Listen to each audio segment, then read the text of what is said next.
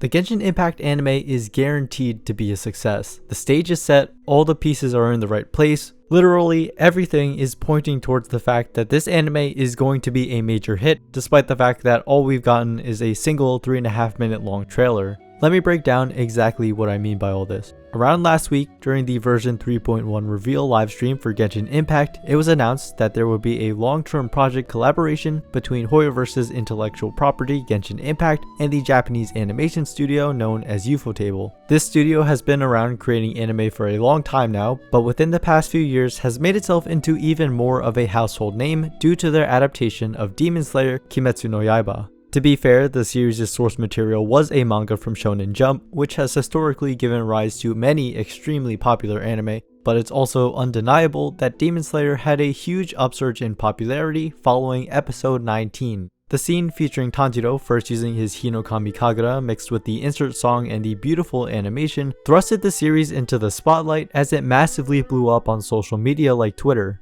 Evidently, high quality animation brings in fans, because literally anybody can look and appreciate the artistry that goes into creating it. It also completely immerses you in the scene and makes the emotions in it hit that much harder. I saw several comments of people saying that they didn't have any interest in Genshin Impact the game previously, but they would be willing to give the anime a shot simply because it was going to be animated by Ufotable. But what the studio brings to the table obviously goes way beyond just their reputation. You see, Ufotable doesn't simply aim to adapt their source material into anime, they strive to make it even better, and they certainly have the means of achieving this feat. A couple of things that make them stand out among other animation studios is their many in-house production teams, and their experience in combining 2D hand-drawn foregrounds with computer-generated 3D backgrounds. Most animation studios heavily outsource to freelancers or animators under other studios. Strict production schedules simply necessitate it. However, Ufotable's relative independence should be a good thing for the long-term nature of this collaboration, as it means consistency. All the talent being within the same offices also allows for stronger communication between departments, allowing for the unified vision to better come to life on screen through a more efficient pipeline. 3D CGI has historically had a pretty bad reputation in anime, most commonly seen in shots where there are a lot of background characters moving about.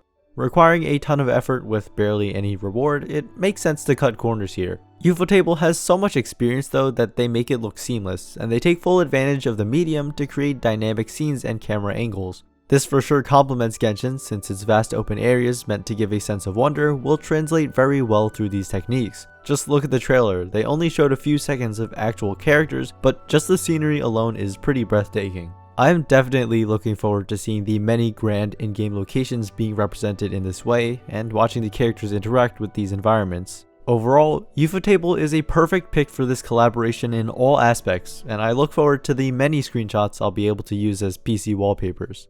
Video game adaptations to traditional video media have also been a joke for the longest time, up until very recently with hit shows like Arcane and now Cyberpunk Edgerunners. Looking at these two series specifically, there's a lot to unpack about why they've been universally beloved and the overall effects of their success. Unfortunately, I haven't yet watched Edgerunners, but for Arcane, the four primary categories that make this show as amazing as it is are the animation, characters, story, and music. We've already discussed animation, so no need to go further. Let's talk about characters. They're the soul of Genshin Impact. They drive the game's profits, they are what tends to bring new players into the game, they are what a majority of players look forward to most with every update. Given this, I expect the anime to be character driven rather than plot driven, but there are only a few mainstay characters for the game, with the 50 and counting playable characters spread out across the game's geographical regions. It's almost inevitable that some fans will have to wait much longer to see their favorite characters show up. However, as it stands, pretty much every character has the potential to be a star, even if you had never particularly liked them before. Each one already has extensive backstories written, detailing their history, motivations, and relationships with other characters. They explain enough to get you invested, but are also vague enough to allow for gaps to fill in with new details, giving those who are already familiar with their storylines opportunities to learn even more about them. Those unfamiliar with the characters though will still be able to find something about them that they can relate to and sympathize with, despite the wide diversity in personalities across the board.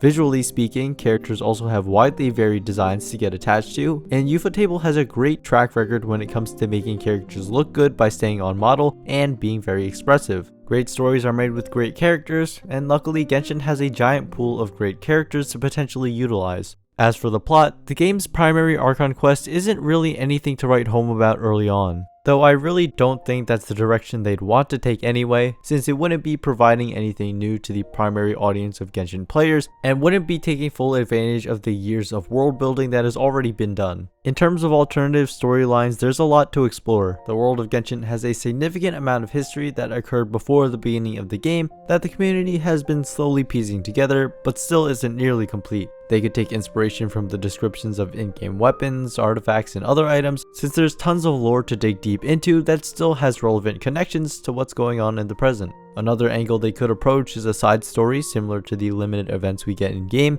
bringing together groups of characters you normally wouldn't think of interacting with each other, and following a plot that explores individual characters while building on the world without being necessary to understanding the game's overarching main story. I especially think this is likely since there is so much overlap in the stories of various playable characters that isn't explored nearly enough, and even when included in events are pretty visually uninteresting. Overall, so much of the lore has already been thought out such that adding new stuff to the mix fits in very naturally, but is still just as exciting.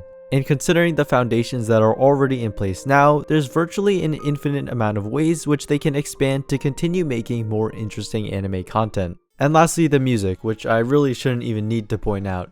Composer Yupeng Chen and the Hoyomix team have proven over and over again that they make amazing music, authentically ethnic and spanning both intense action music and chill background tracks. Even if they were to just use tracks already made for the game, the music will for sure elevate every single scene.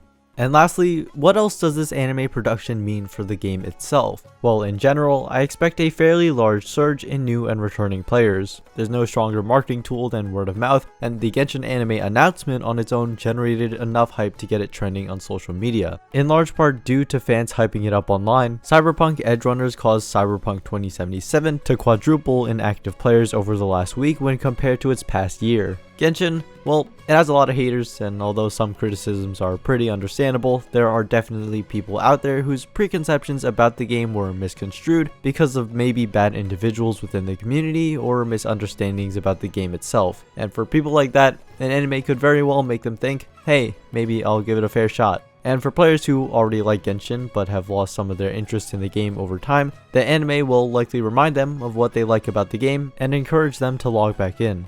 To fully capitalize on this momentum, I would expect a full-blown in-game event. I'm talking real login bonuses, new cosmetics, limited time quests, and even game modes. If they really want to go the extra mile, they can even make a new playable character first premiere in the anime and cross-promote in the other direction by saying, oh, you don't know who this character is? Looks like you're gonna have to watch the anime and find out. Maybe they even go as far as releasing a new red background character, not quite as a crossover, but a promotional character nonetheless. Then we could get them for free in the mail and possibly have a banner for constellations. Okay, maybe I shouldn't give them any ideas. Well, anyway, this anime has so much power in terms of advertising the game even beyond the existing Genshin community that it just makes too much sense to make the most of such an opportunity. Overall, it's almost impossible not to be excited for this project and what it will entail, even if we don't yet know the extent of what it will be covering. Hoyoverse and Ufotable are two companies who are both clearly very passionate about their work.